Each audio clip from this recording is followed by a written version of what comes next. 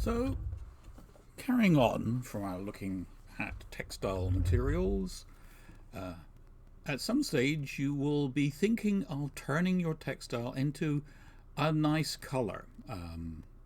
Not white or brown or whatever the textile naturally comes at, but something nice, a nice bright red or purple or something like that. And so we get into the entire subject of dyeing, which can come at a number of stages in the production sequence, as I shall cover. But I'm not going to cover too much about dyeing because it is an arcane art. There are many ways of getting colors. There's all sorts of things, strange magical things people do in their cauldrons to put a textile in and come up with all sorts of colors. And I'll be alluding to some of this. But it's like a whole course in itself to really understand what on earth is going on here. So you might want to start off with a mordant. Mordants are very important.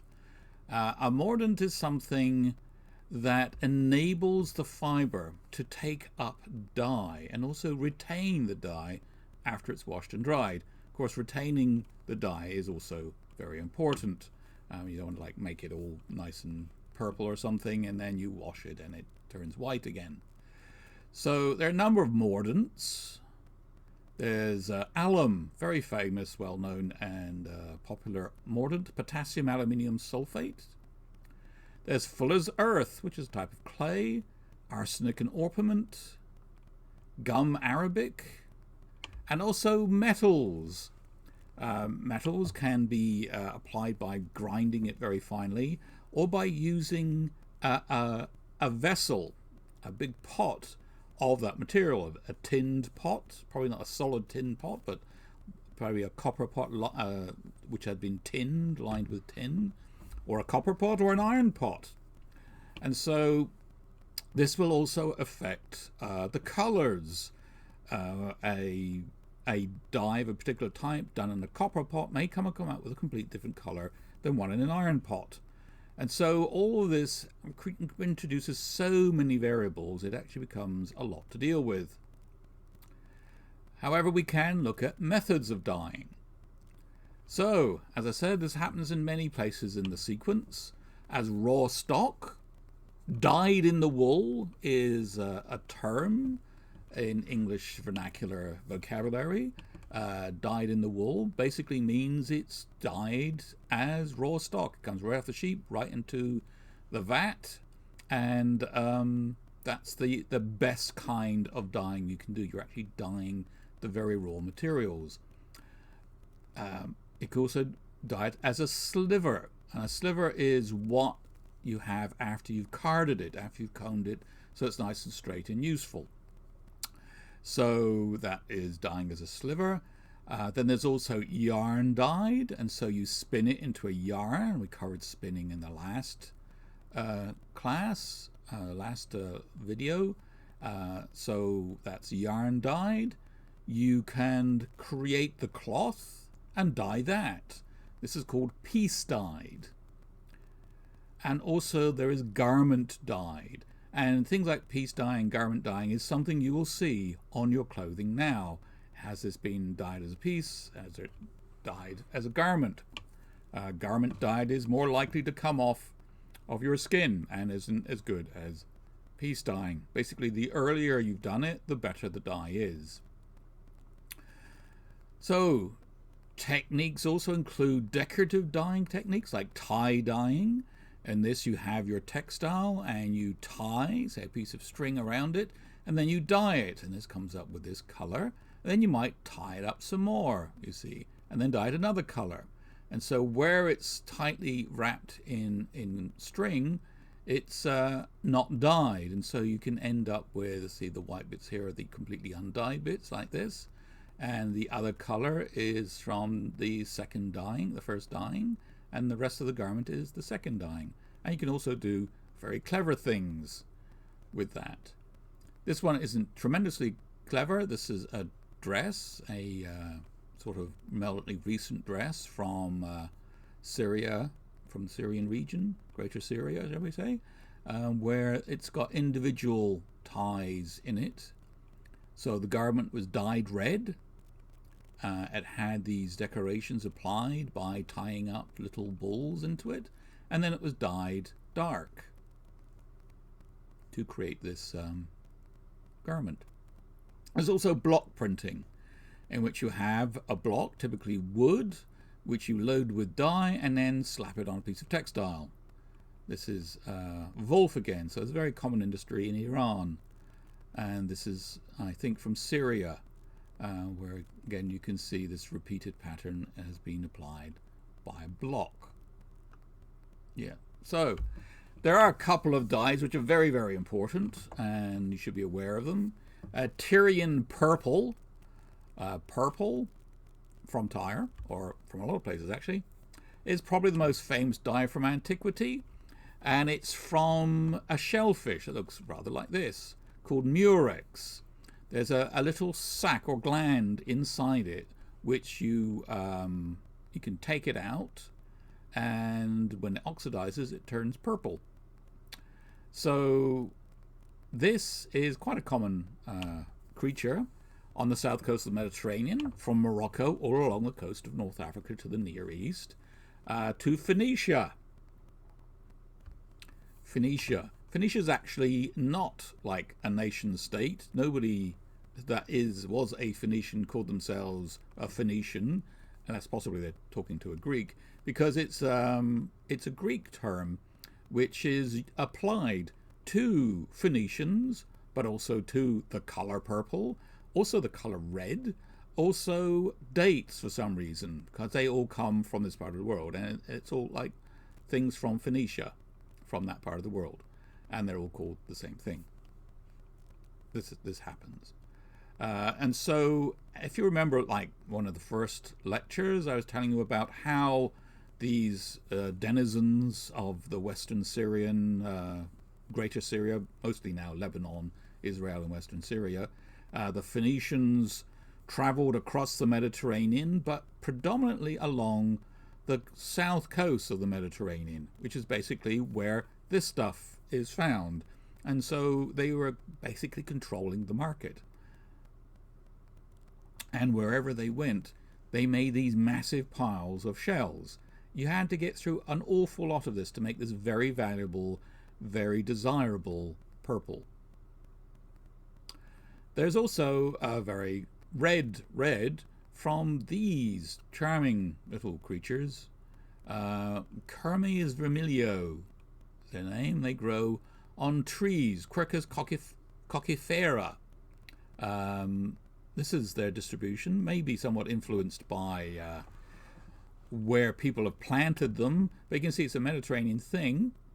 And this was a very important trade commodity and remained important dye until modern synthetics, although it got a major hit when they introduced New World species that produced a red dye. And indigo is very important. Indigo fera tinctoria from India is the source of it. They cut up the plant, and it's like related to peas and things, pack it in vats and cover it with clear fresh water and ferment it.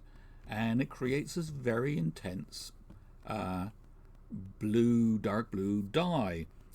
This lady's wearing a very dark version of it, which has probably been dyed multiple times. And this lady is actually Tuareg from North Africa, and they love indigo, but everyone likes indigo. It's a very nice color. Black, however, I have black in here because you see black a lot in the movies. You'll see Romans wearing black, you'll see Vikings wearing black. Everyone's wearing black because it's cool to wear black. It makes you sort of edgy. But in fact, black in the ancient and medieval world was very, very difficult. All you could actually do was keep dyeing it, say with indigo, more and more indigo until it was black, or some other color. And so it was very rare because it took a lot of dye to make it even vaguely resembling black, until the introduction of logwood. Haematopsis Toxylum campicianum or something from the New World, from Mexico. And this was introduced by the Spanish after they conquered there, and black became the hip color for a while. And so everyone had to wear black because that was cool. And this is the first time people were wearing black in significant amounts. So next time you see a lot of Vikings running around wearing black, it's nonsense. Or Romans wearing black, it's nonsense. Or anybody, lots of people wearing black, it's nonsense. So don't believe that. So that brings us to weaving. So that was a bit about dyes, as I say, can happen at any time in the sequence. But now we're going to talk about weaving. And one of the important aspects of weaving is understanding the terminology, such as warp. Warp. So warp is not a straight. I have to wonder if they're doing these straight things to say warp drive must be related to warp in weaving, which are straight. And yeah, they are at first, but then you bend them, and I think that's where warp drive as a concept comes from, because you bend light, not just go very, very fast. And so I think when it was first brought up with, I think Asimov come up with the idea of warp drive. I'm really getting off the subject anyway. It was basically you bend space. So this is a very simple loom. See, this is a loom here, a hand loom, and this will have warp going this way and weft goes this way. Warp and weft. Very important, warp and weft. So the warp goes up and down and the weft goes in between. This is an upright loom, so this is slightly bigger. Well, it's a lot bigger actually. And this will have loom weights, very significant in the archaeological record. Loom weights. Actually, this one's a loom weight. Well, these might be loom weights too. So basically, something that is used to weight down the what was this? Warp or weft? It's warp, yes. So, and in between the warp, you have a shuttle. So the shuttle goes in between the warp to create the fabric, to create the textile. And so the warp and the weft together will make fabric. So here we have one of these really cool models from ancient Egypt where they have a weaving place where they weave and make textile. So here's, see, this lady's holding her shuttle and she's weaving it in between the warp, wefting between the warping. Here is, remember the Textiles Museum from Tadmor, Palmyra in Syria, which I photographed once. Very fun place. And here's lots of textiles made there. And this is a loom.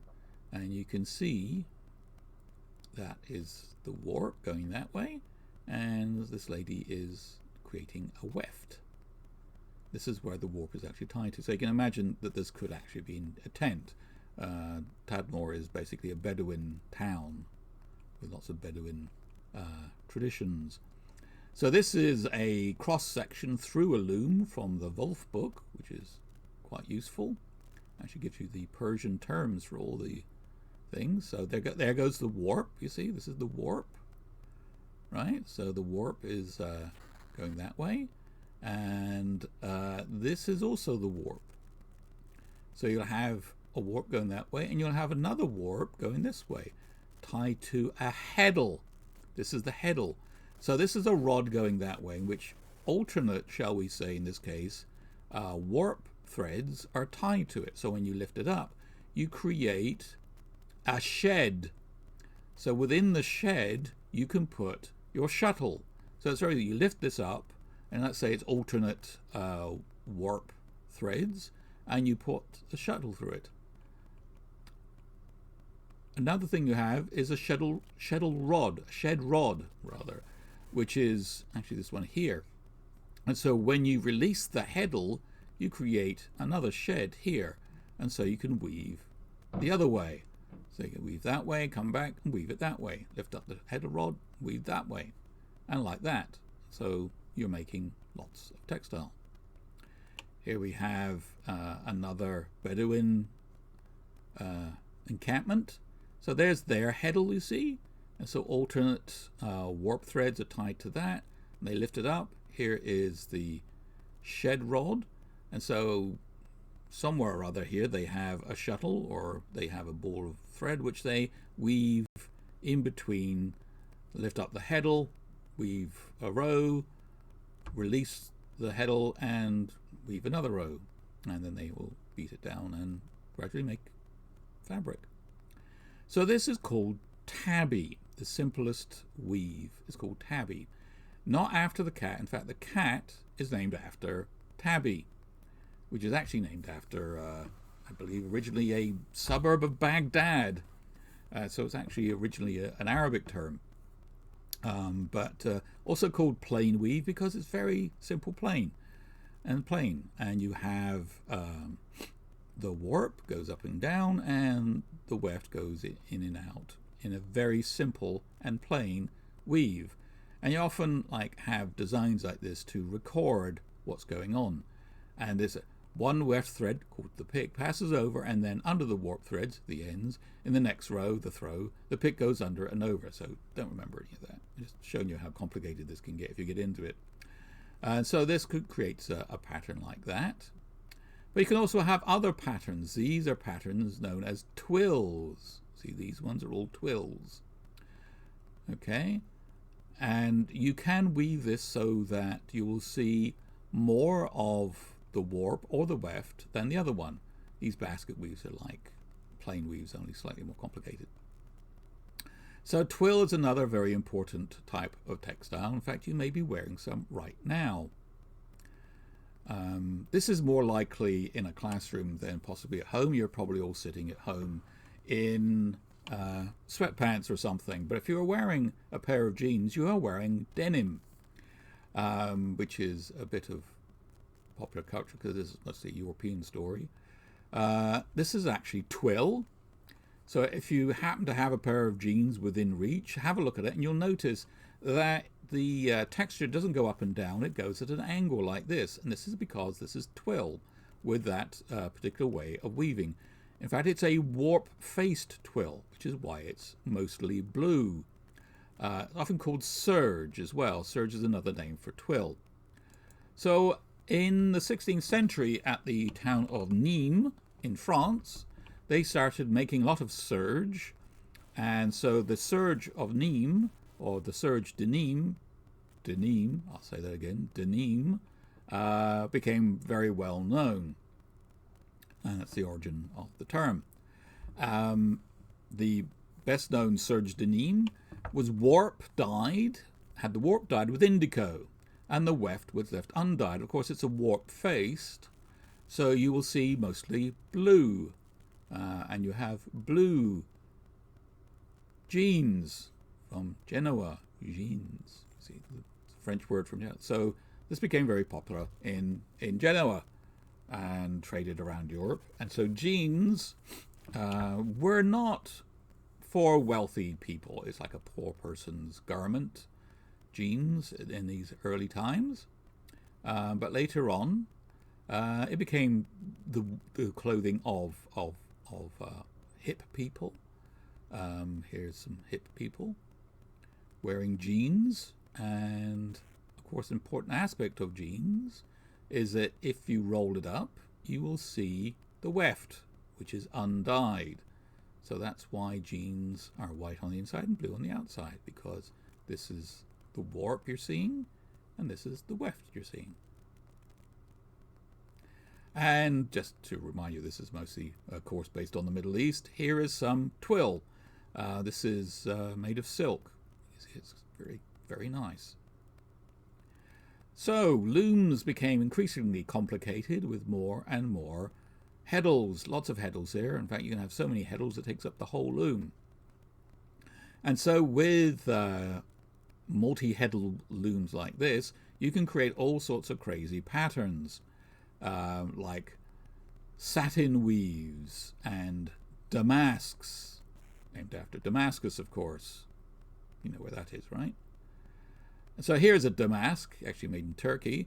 And so these beautiful, luxurious fabrics are made on these looms with lots and lots of heddles. Velvet. Velvet's another important weave. This is a very nice velvet garment. And so how velvet is made is basically, so these round things are actually the warp, you see, and within that you have the weft, okay? So you need to have some normal weft, otherwise it'll fall apart. Because the next thing they do, see, they have actually on this loom 2 warps. And so then they have a normal line of weft, and then they have a weft which goes from one group of warps to the other. Okay, connecting the 2 together. And so then they use a knife to cut them apart. So it leaves this felty surface on one side, which is how you make velvet. So a little bit about rugs or carpets. Kermes are the simplest and probably the earliest type of rug or carpet. It is basically a flat weave, like a tabby or a plain weave. And so you have this plain weave going on, and you create patterns by ending it. This is sometimes called slit tapestry weave because it often leaves slits. So if you see a rug which naturally has slits in it, it's very probably a Kermes. Okay, but if you don't actually have the occasional pattern that goes over onto the other side, the whole thing will just fall apart, which would be undesirable. This is one way of making it, you see, an inclined slit tapestry, so there's not a lot of slits going on here. And here is an eccentric weft, just to make it more decorated. And this is dovetailed, you see. So there's all sorts of things you can do to keep your Kermes together. There's interlocking again, there you go. And double interlocking. So these are quite interesting. These are from Çatalhöyük. And so this isn't like rocket science. It's a plain weave with wool. And so it probably goes way back. And these designs painted on the walls at Çatalhöyük actually look a lot like a Kermes, because you tend to make these angular patterns with Kermes.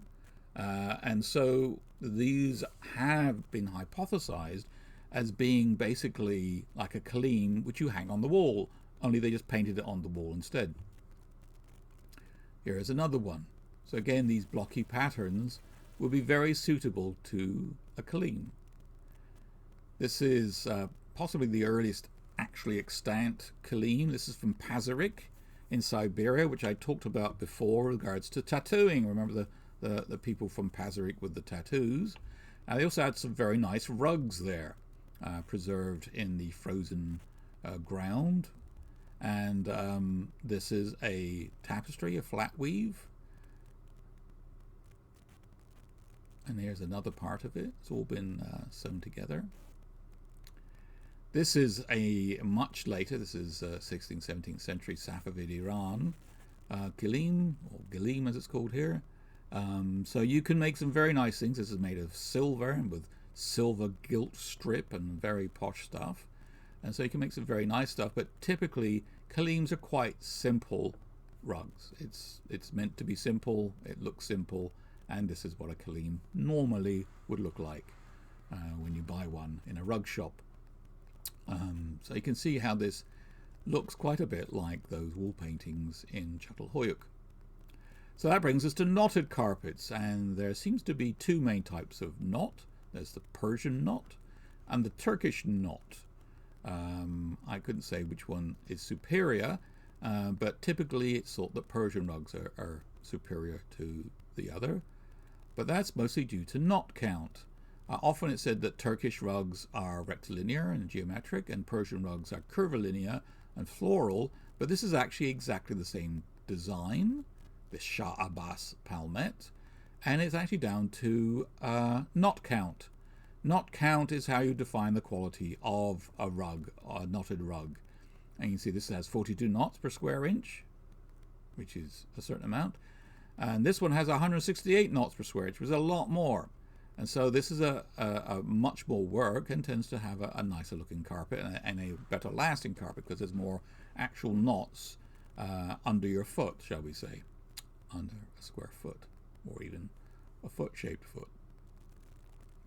And so all of these is exactly the same design. So these are the Persian style, and this is the Turkish style, but that's how they look.